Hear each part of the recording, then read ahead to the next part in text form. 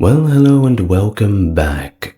Today we continue our series on ancient Babylonia from the work Babylonians and Assyrians' Life and Customs, first published in 1899 by A.H. Sayce. Now today we're going to discuss education and death. This ought to be interesting. As always, if you like this sort of stuff, like and subscribe, you know the buttons to click. And let's get started for today. Nice and relaxed. Chapter 3, Education and Death. One of the lesson books used in the Babylonian nursery contains the beginning of a story written in Sumerian and translated into Semitic, which describes the adventures of a foundling who was picked up in the streets and adopted by the king. We are told that he was taken from the mouth of the dogs and ravens, and was then brought to the Asip, which is another word for prophet, who marked the soles of his feet with a seal. What the precise object of this procedure was, it's difficult to say, but the custom is alluded to in the Old Testament in Job. Certain tribes in the south of China still brand the soles of a boy's feet, for the purpose, it is said, of testing his strength and hardiness. After the operation was performed, the boy was handed over to a nurse, to whom his bread, food, shirt, and other clothing were assured for 3 years. At the same time, we may assume he received a name. This giving of a name was important in the events of a child's life. Like other nations of antiquity, the Babylonians conformed the name with the person who bore it. It not only represented him, but in a sense was actually himself. Magical properties were ascribed to the name, and thus it became of importance to know what names were good and what names were bad, what were lucky or unlucky. Now, an unlucky name brought evil fortune to its possessor. A lucky name secured his success in life. A change of name influenced a man's career, and the same superstitious belief which caused the Cape of Storms to become the Cape of Good Hope not unfrequently occasioned a person's name to be altered among the nations of the ancient East. The gods themselves were affected by the names they bore. A knowledge of the secret and ineffable name of a deity was the key to a knowledge of his inner sense and attributes, and conferred a power over him upon the fortunate possessor of it. The patron god of the dynasty to which Hammurabi belonged was spoken of as the name, Sumu, or Samu, or Shem of the Old Testament. His real title was too frightening to be uttered in speech. The name of a thing was thus the thing itself, and so too the name of a god or person was the actual god or person to whom it was attached. A large proportion of Babylonian names includes the name of some divinity. In spite of their length and unwieldiness, they tended to increase in number as time went on. In ordinary life, however, they were frequently shortened. In the contract given in the last chapter, the slave Rimani Bel is said to have been usually called Rimut, the one name signifying "Love me, O Bel," the other love. In other instances, we find Shamash Musizib contracted into Samsia and Suzub. Kabti Ilani Merodak into Kaptia, Neboptani Uzur into Tabnea. The Belessus of Greek writers, which is the Babylonian Balasu, which is shortened form to Merodach Balasu Ikbi, and Baladan, which is given in the Old Testament as the name of the father of Merodach Baladan, has lost the name of the god with which it must originally have begun. Sometimes a change in the form of the name was due to being of foreign origin, and consequently mispronounced by the Babylonians, who assimilated it to words in their own tongue. Thus, Sargon of Akkad was properly called Sargani, the Strong One, or more fully, Sargani Sar Ali, being Sargani, king of the city. But his Sumerian subjects turned this into Sargina, or Sargon, the established king.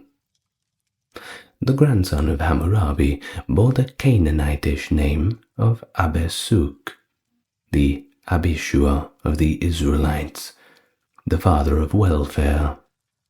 But it was transformed by the Babylonians into Ebizum, which in their own dialect meant the actor. Eriaku, or Ariok, was an Elamite name, signifying the servant of the moon god. The Babylonians changed it into Rim-Sin, and perhaps even Rim-Anu, love, O moon god, love, O sky god. At other times, the name was changed for political or even superstitious reasons. When the successful general Pul usurped the throne of Assyria, he adopted the name of one of the most famous of the kings of the older dynasty, Tiglath-Pileser. His successor, another usurper called Ulala, similarly adopted the name of Shalmaneser, another famous king of the earlier dynasty.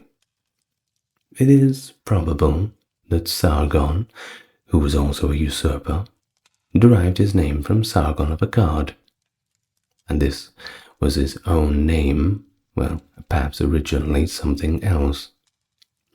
Sennacherib tells us that Esar-Haddon had a second name, or surname, by which he was known to his neighbors. In this respect he was like Solomon, who was also called Jedediah. It is doubtful whether circumcision was practiced in Babylonia.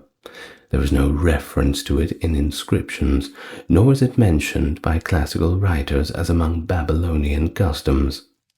In fact, the words of the Greek historian Herodotus seem to exclude this practice, as the Babylonians are not one of the nations of Western Asia, who are said by him to have learned the rite from the Egyptians. Moreover, Abraham and his family had not the practice until long after he had left Babylonia and established himself in Canaan. Africa, rather than Asia, seems to have been the original home of the rite. If the boy were the son of a well-to-do parents, he was sent to school at an early age. One of the texts, which in Sumerian days was written as a headline in his copybook, declared that he would excel in the school of scribes, must rise like the dawn.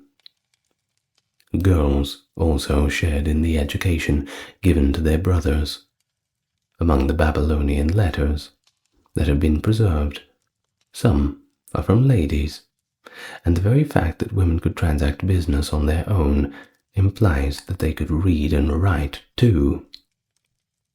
Thus, the following letter, written from the Babylonian by a lover to his mistress at Sippara, assumes that she could read and return an answer. The letter goes as follows. To the lady Caspia, thus says Gimil Merodach, may the sun god and Merodach, for my sake, grant thee everlasting life. I am writing to inquire after about your health. Please send me news of it.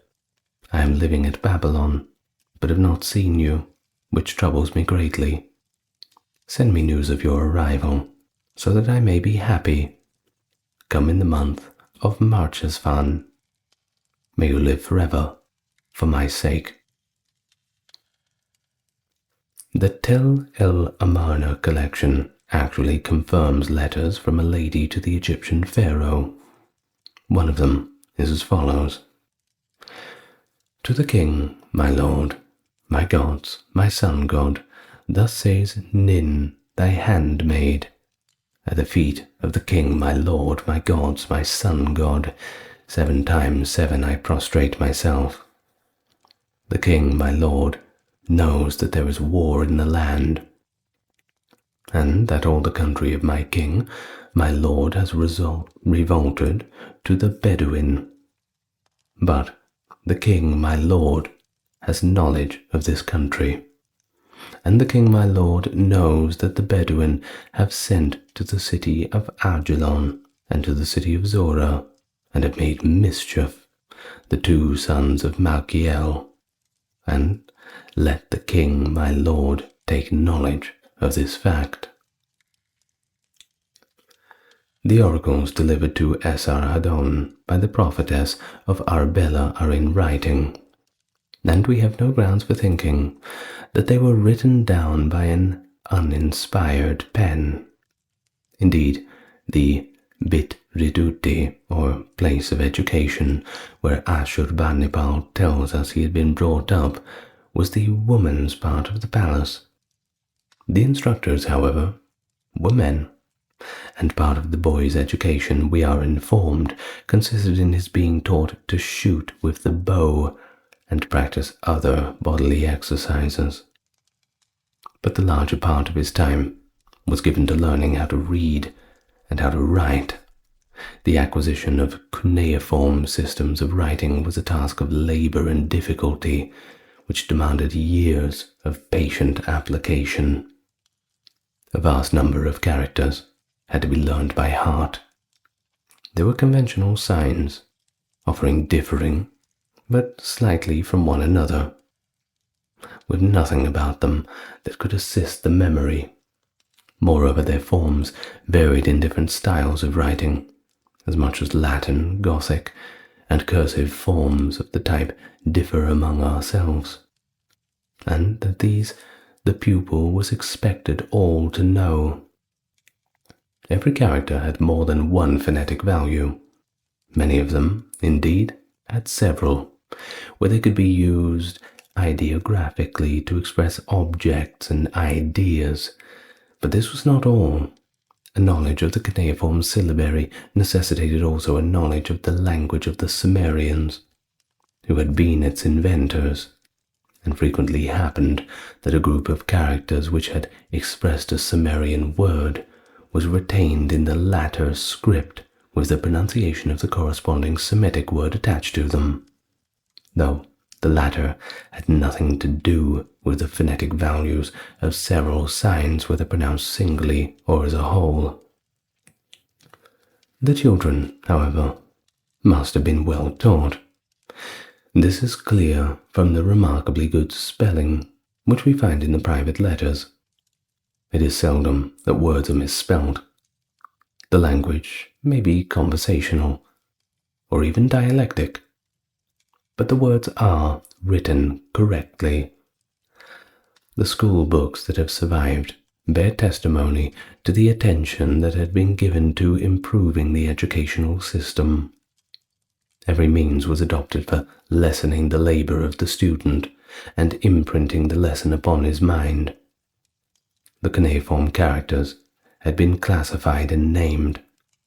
They had also been arranged according to their number and position of separate wedges of which they consisted. Dictionaries had been compiled of Sumerian words and expressions, as well as lists of Semitic synonyms. Even grammars had been drawn up. in which the grammatical forms of the old language of Sumer were interpreted in the new Semitic Babylonian.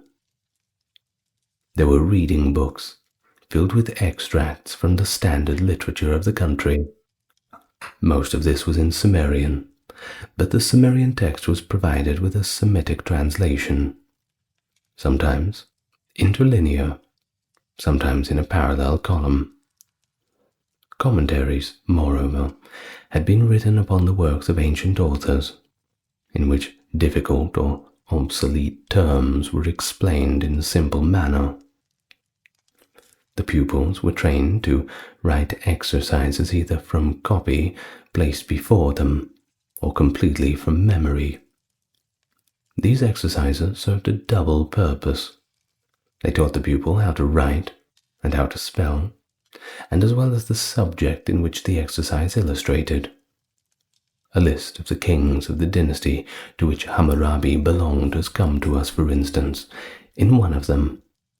In this way, history and geography were impressed upon the student's memory, together with extracts from the poets and prose writers of the past. The writing material was clay. Papyrus, it is true, was occasionally used, but it was expensive, while clay literally lay under the feet of everyone. While the clay was still soft, the cuneiform or wedge-shaped characters were engraved upon it by the means of a stylus. They had originally been pictorial, but when the use of clay was adopted, the pictures necessarily degenerated into groups of wedge-like lines, every curve becoming an angle formed by the junction of two lines.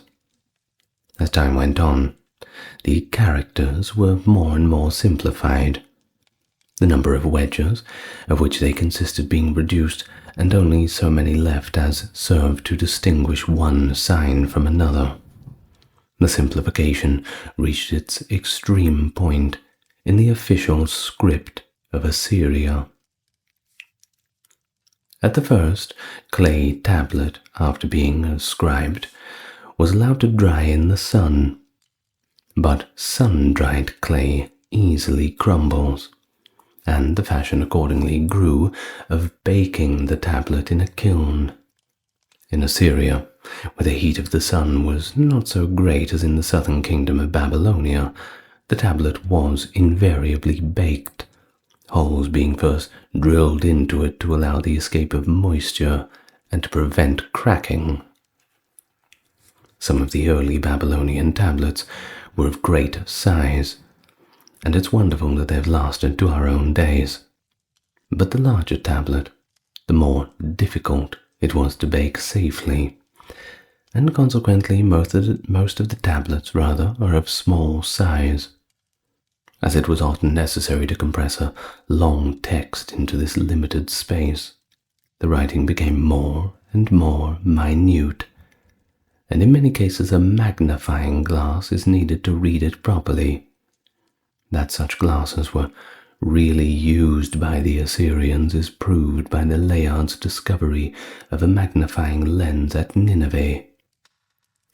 The lens, which is of crystal, has been turned on a lathe and is now in the British Museum. But even with the help of lenses, the study of cuneiform tablets encouraged short sight, in which must have been common in Babylonian schools. In the case of Ashurbanipal, this was counteracted by the out-of-door exercises in which he was trained, and it's probable that similar exercises were also customary in Babylonia. The book generally consisted of several tablets, which may consequently be compared with our chapters. At the end of each tablet was a colophon, stating what was its number in the series of which it belonged, and given the first line of the new tablet coming after it. The series received its name from the words with which it begun.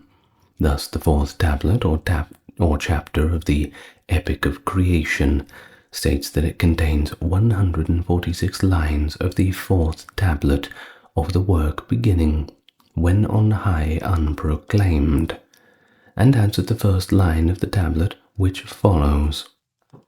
Catalogues were made of the standard books to be found in a library, giving the name of the author and the first line of each, so that it was easy for the reader or librarian to find both the work he wanted and the particular chapter in which he wished to consult.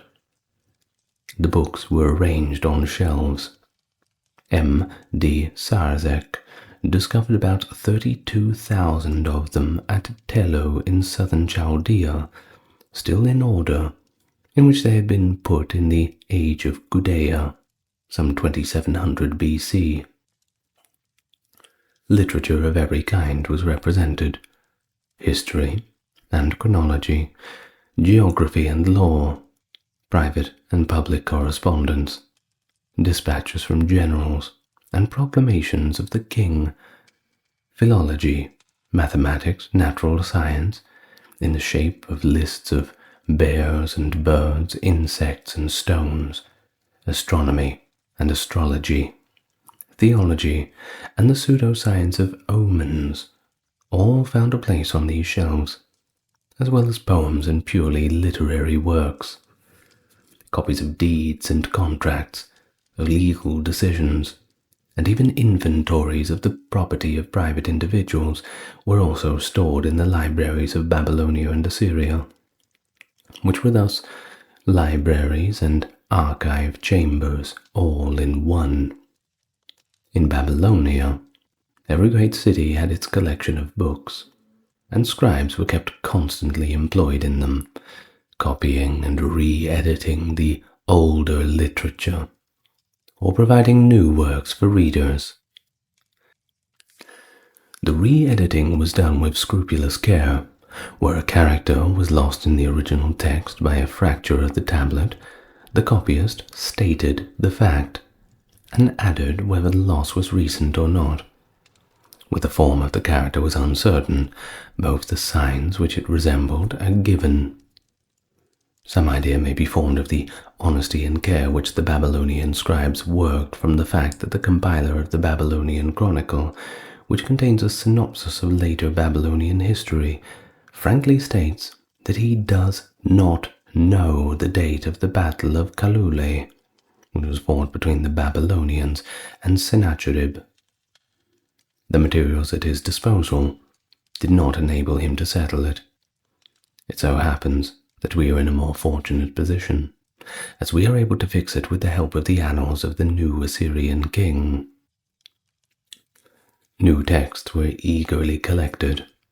The most precious spoils sent to Ashurbanipal after the capture of the revolted Babylonian cities were tablets containing works where the library of Nineveh did not possess. The Babylonians and Assyrians made war upon men, not upon books, which were, moreover, under the protection of the gods. The library was usually within the walls of a temple. Sometimes it was part of the archives of the temple itself. Hence, the copying of a text was often undertaken as a pious work, which brought down upon the scribe the blessing of heaven, and even the remission of sins. That the library was open to the public we may infer from the character of some of the literature contained within it. This included private letters, as well as contracts and legal documents, which could be interesting only to the parties whom they concerned.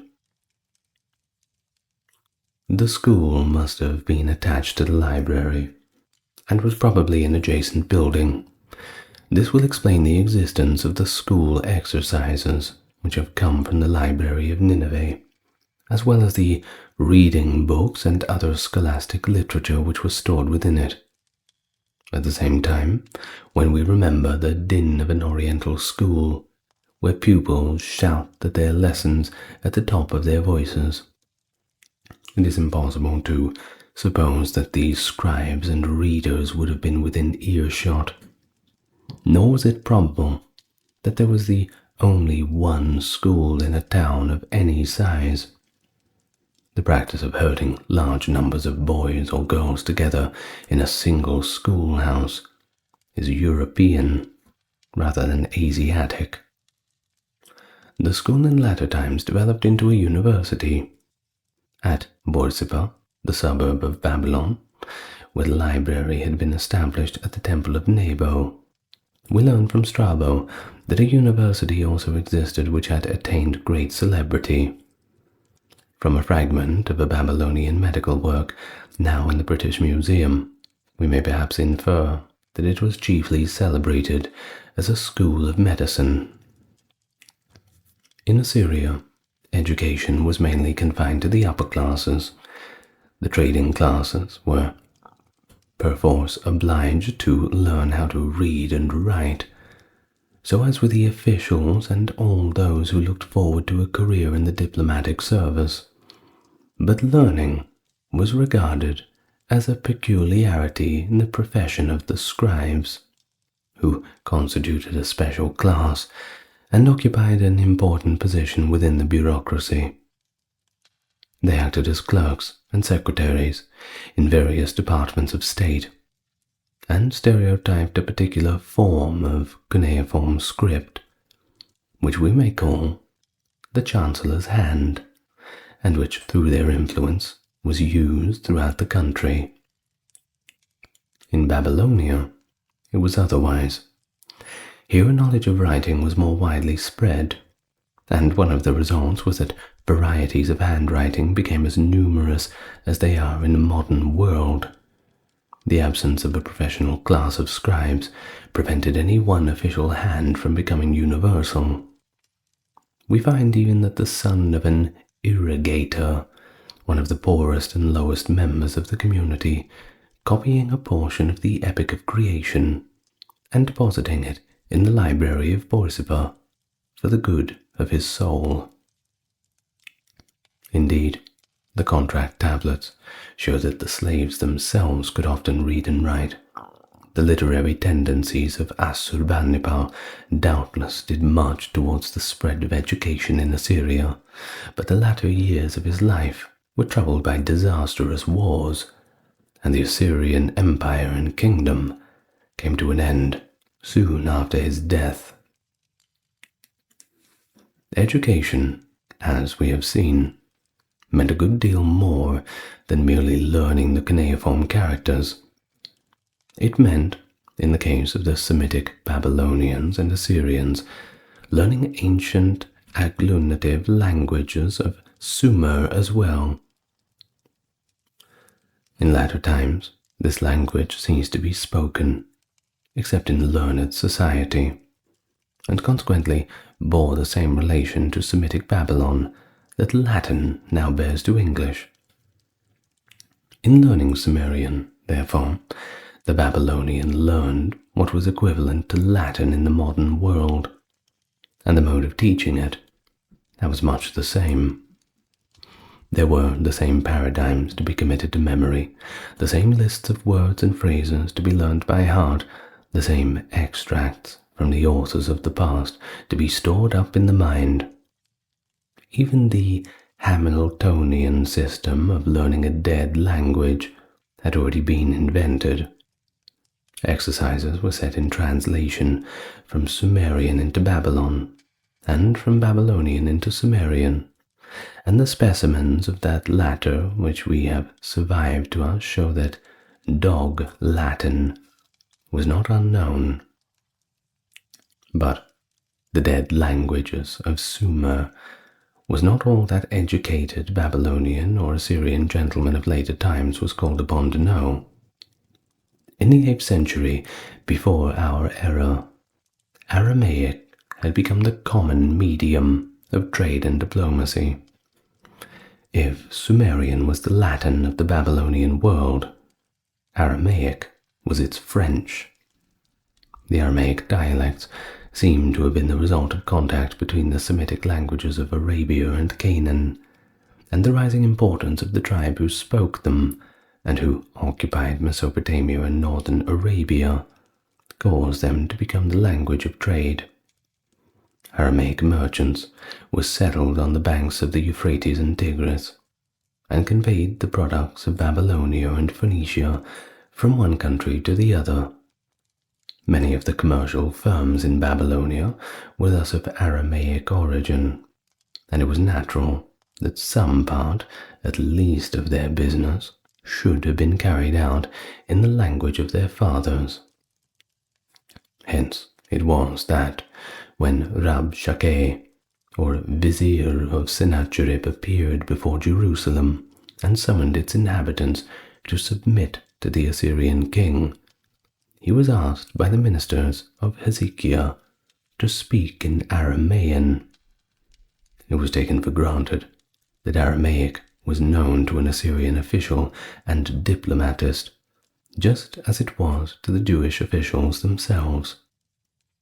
The Rabshakeh, however, knew the Hebrew language as well, and found it more to his purpose to use in addressing the Jews. Here, then, we have an Assyrian officer who is acquainted not only with Sumerian, but also with two of the living languages of Western Asia. And yet, he was not a scribe. He did not belong to the professional class of learned men. Nothing can show more clearly the advanced state of education even in the military kingdom of Syria. In Babylonia, learning had always been honored. From the days of Sargon of Akkad onward, the sons of the reigning king did not disdain to be secretaries and librarians. The linguistic training undergone in the schools gave the Babylonian a taste for philology. He not only compiled vocabularies of the extinct Sumerian language, which were of course needed for practical reasons, he had also explained the meaning of the names of foreign kings who had reigned over Babylonia, and from time to time noted the signification of words belonging to various languages by which he was surrounded.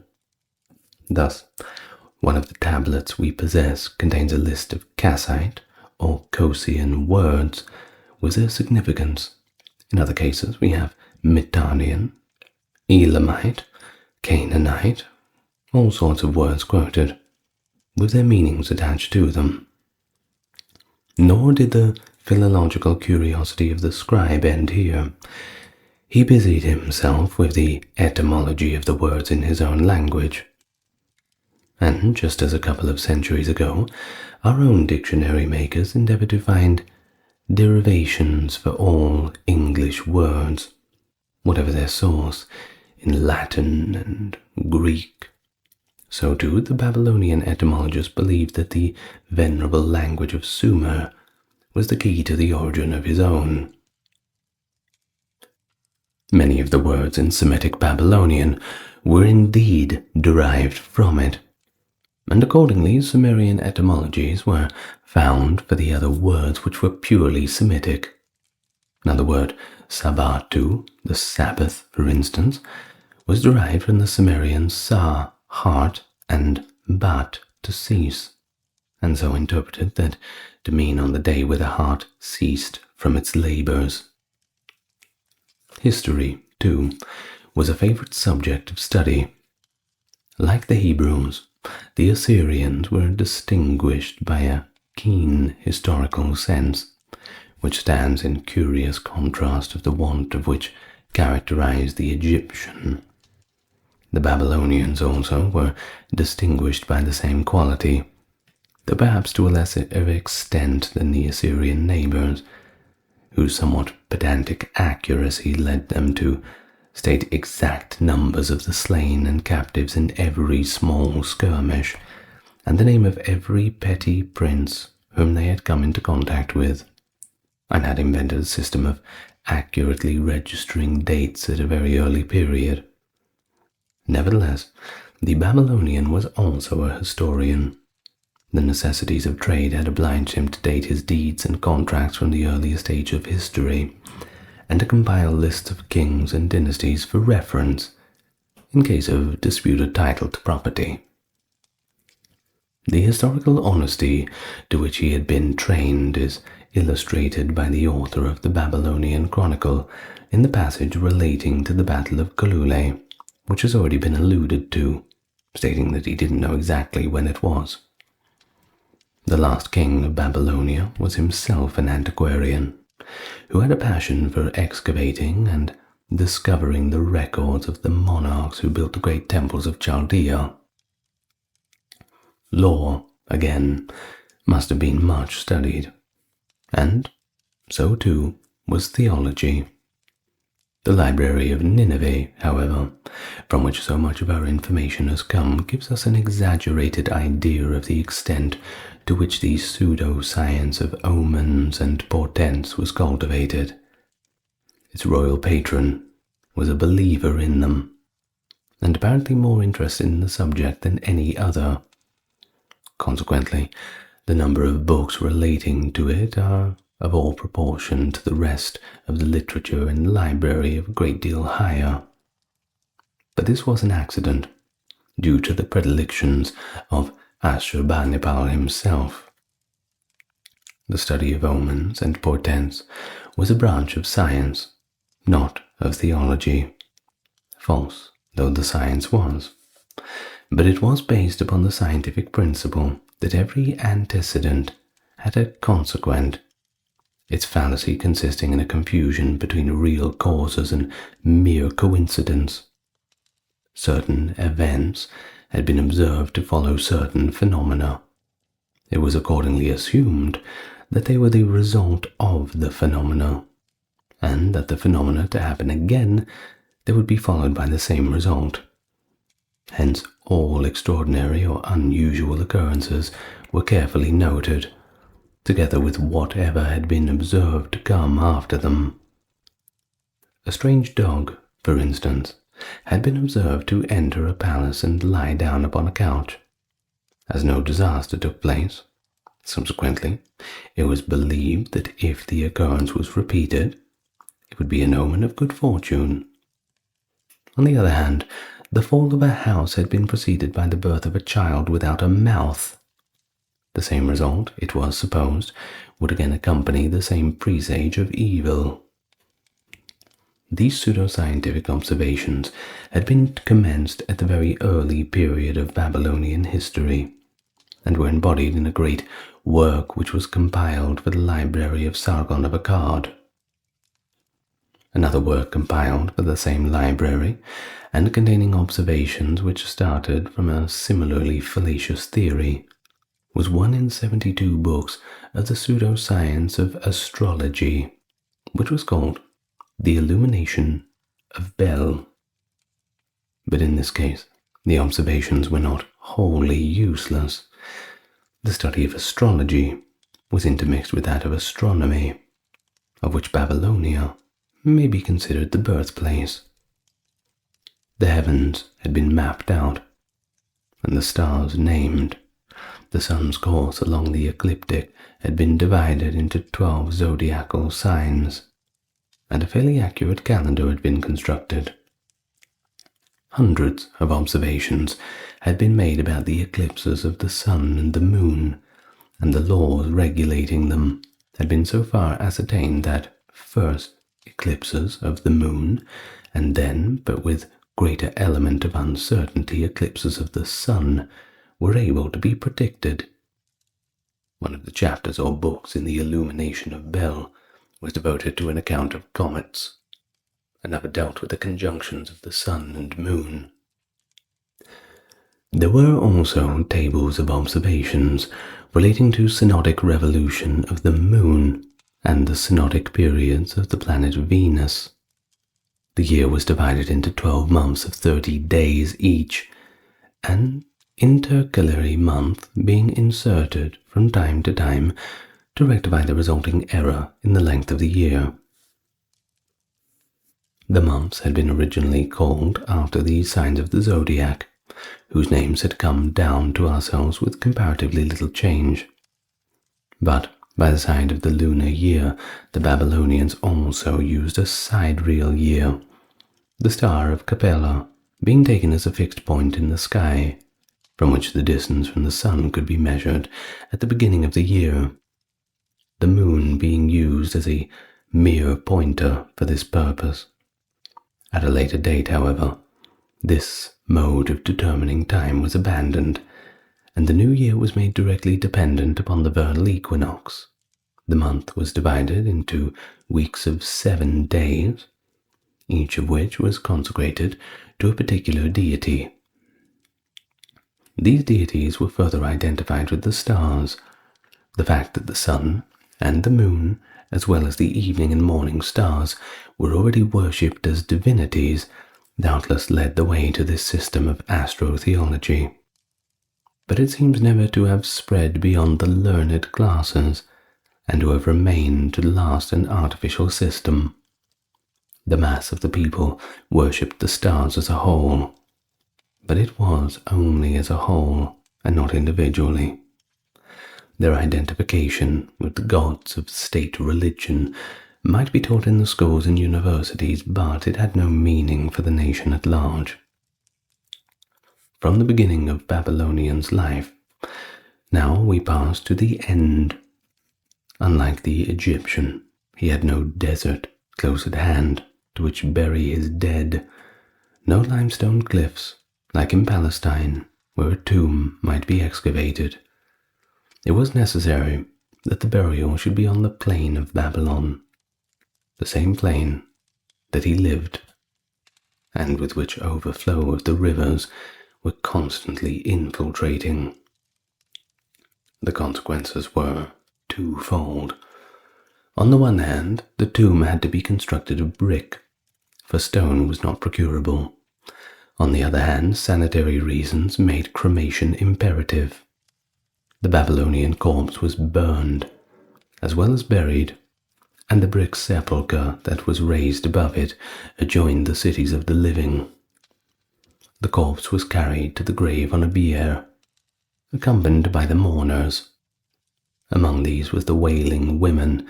They were prominent, who tore their hair and threw dust upon their heads.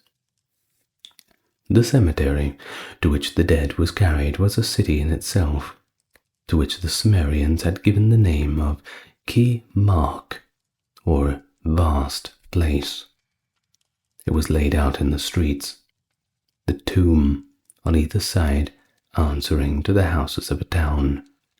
Not infrequently, gardens were planted before them, with rivulets of living water flowing through the streets, and were at times conducted into the tomb.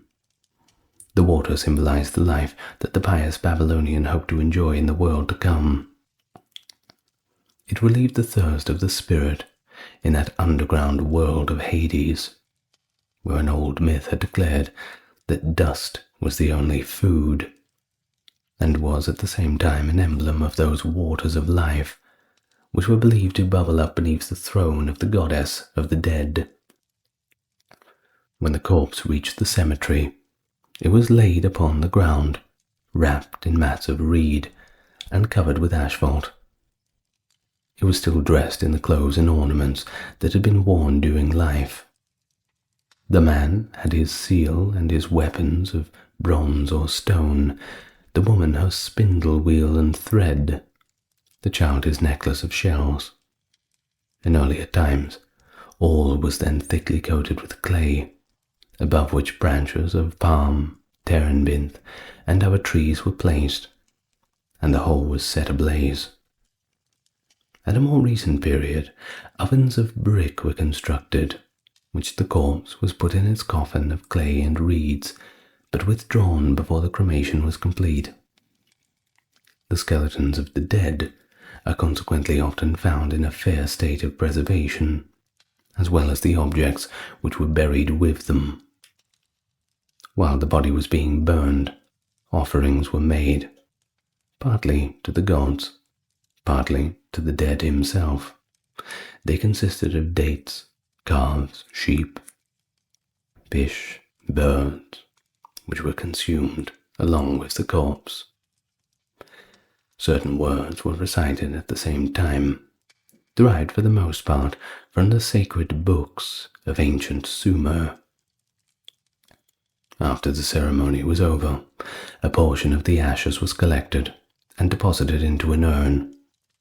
If the cremation had been complete, in the latter days, When this was not the case, the half-burnt body was allowed to remain on the spot where it had been laid, and an aperture was made in the shell of clay which it was covered.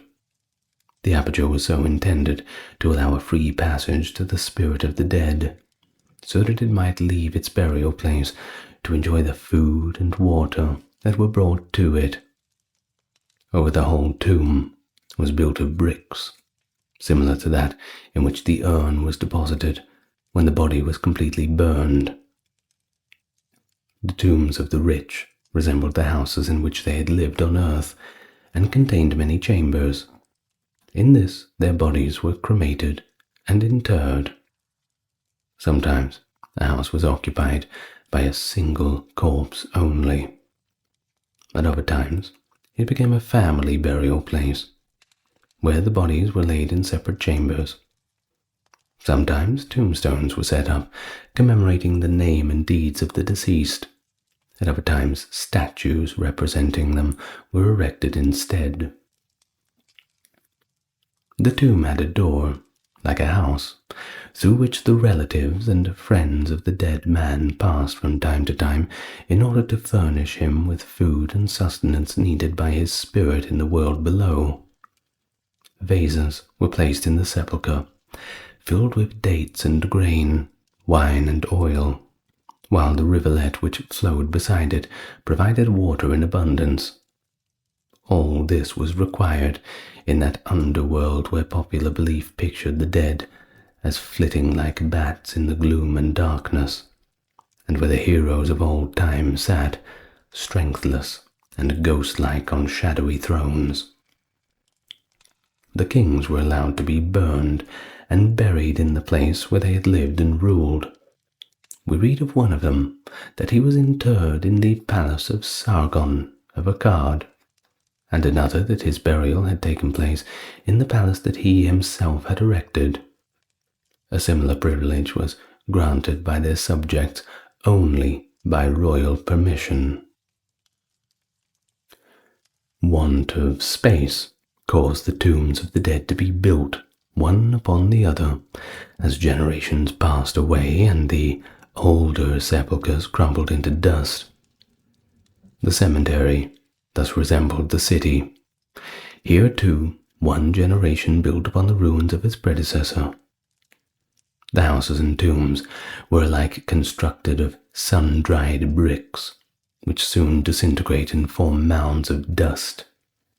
The age of a cemetery, just like the age of a city, may accordingly be measured by the number of successive layers of building of which its mound or platform is composed. In Babylonia, they are numerous, for the history of the country goes back to a remote past.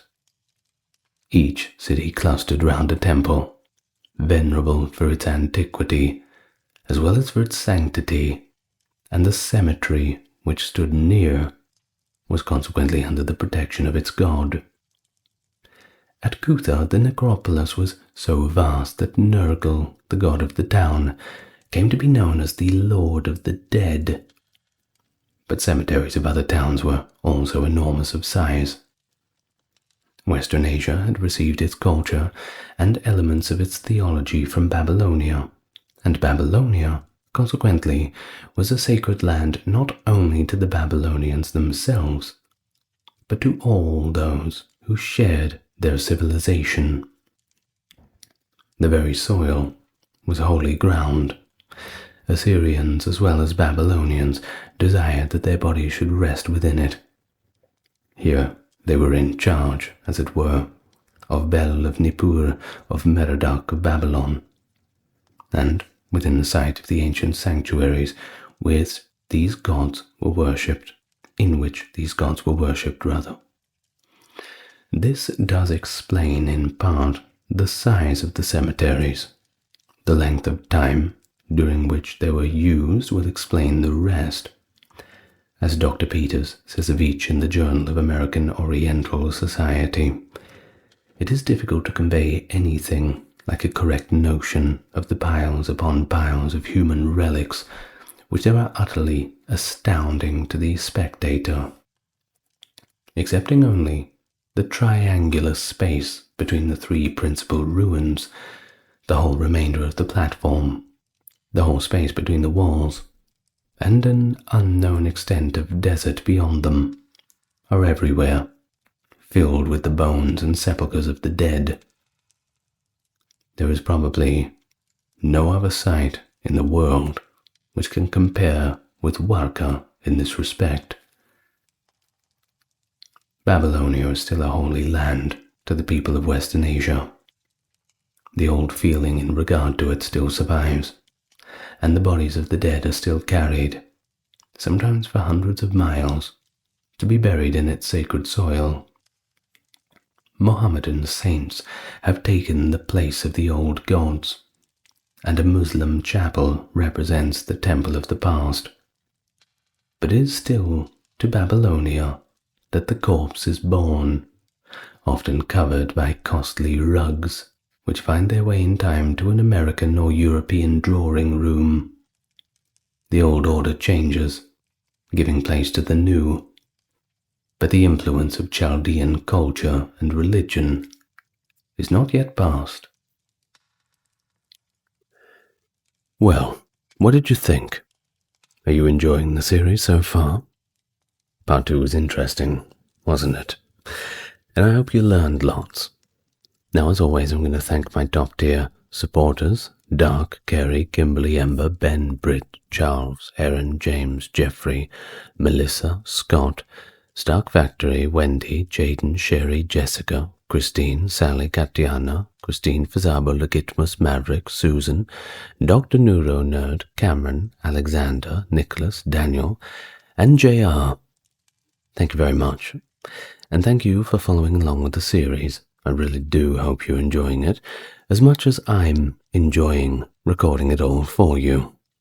And so, I will see you next time if you feel inclined to return. But regardless, you know where I'll be. Right here. Good night, everyone. Lots of love to you all.